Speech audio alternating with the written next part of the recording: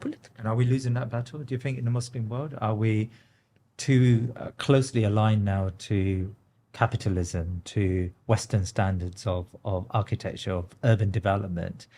I mean, we're in Istanbul at the moment, and I think it's fair to say that Istanbul looks like any other city now around the world. Yes, it's punctuated with some really amazing mosques that date back hundreds and hundreds of years, but generally speaking, the city now looks very similar to London, looks very similar to New York. I mean, are we losing that fight, do you think? You would lose it if you're not aware. Right. Because there is a standardization. Where do our children go to study architecture and urban planning? To be influential in the governments or in the big businesses, etc. They go to the West. And this is what they study. The function, the economic aspect. The moral aspect is not very much into the calculations. And also the empowerment of people, that they are taught and educated about the impact of place and space on their own character. It's not only that if you wish you can become ethical. No, actually there are obstacles. I want to reach out to my neighbors, but I live in a building, not me, but I'm giving an example. Someone lives in a building where actually you have 30 floors, and more people are moving to these areas, and less and less people are living in the old areas, especially the young people. If I give an example with London, Canary Wharf was starting to emerge when I was in London in the 1990s, for example. And now you have many neighborhoods where actually people live in isolated units. So you just go back home and you don't know anything about your neighbors. And there is a company taking care of the building, and you just pay a monthly amount. But you don't come together to discuss a problem. There is an expert. There is a company that is taking care of the problems, etc. And people don't cross the boundaries or the borders of race, faith, to join, because they are facing a problem together and they want to solve it. Less and less Muslim countries I know have this cooperative system of building together that I found, for example, in the Nordic countries, in Sweden, in Norway.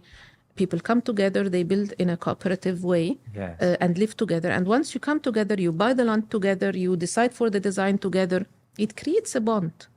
And some practices are actually more Islamic at the core than some of the examples that we see in the Muslim world, where Muslims practice faith, but actually the relations and the way of constructing their material environment is very un-Islamic. And what's the reason for that? I mean, I was recently reading, I think it was an Economist, there was a piece about Jeddah. And Jeddah, a large part of it, maybe a third, even more, has been demolished. Yes.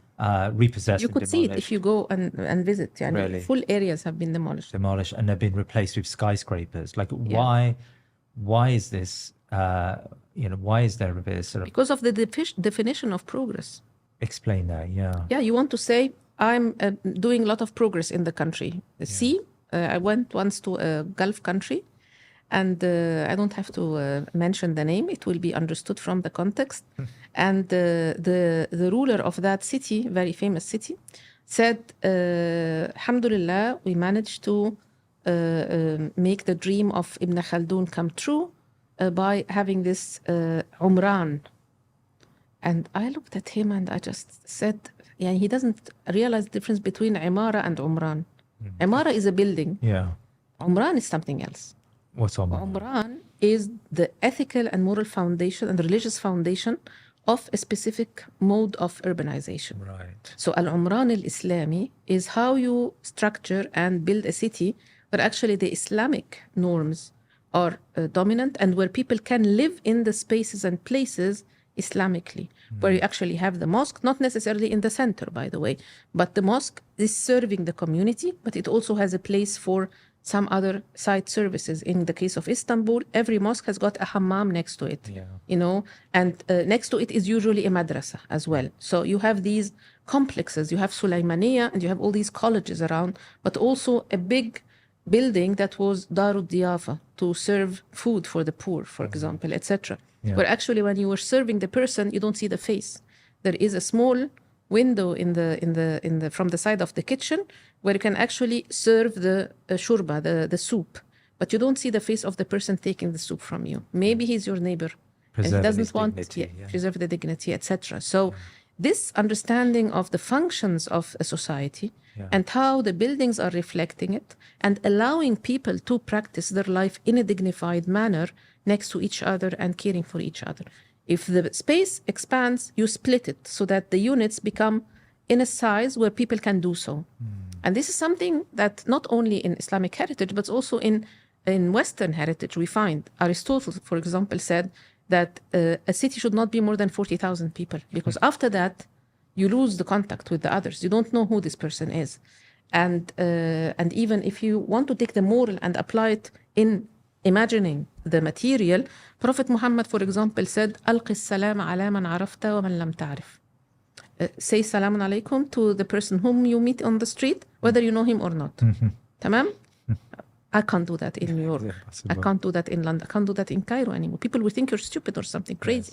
You know, if you walk around and say, salamu alaykum, salamun alaykum. So we can have big entities, but you have to divide them in a way that would create this ability of communities to emerge and people to actually have the right to the space and place and help each other become better human beings.